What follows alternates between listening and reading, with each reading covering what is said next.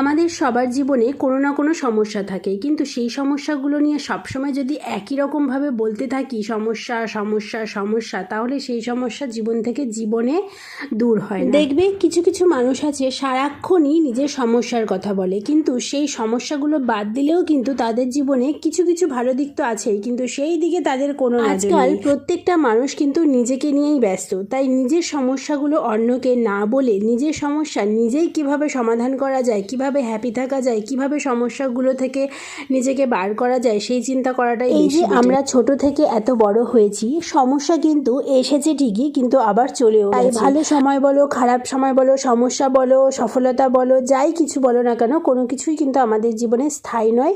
তাই যেটা যখন আসবে সেটা তখন বুদ্ধি দিয়ে সেই সময়টাকে পার করে দিতে হবে। চলো আজকেও অনেক জ্ঞান দিয়ে দিলাম। যদি ভালো লাগে লাইক করো, সাবস্ক্রাইব করো, আর দই পোনা খেতে কারা ভালোবাসো জানিও।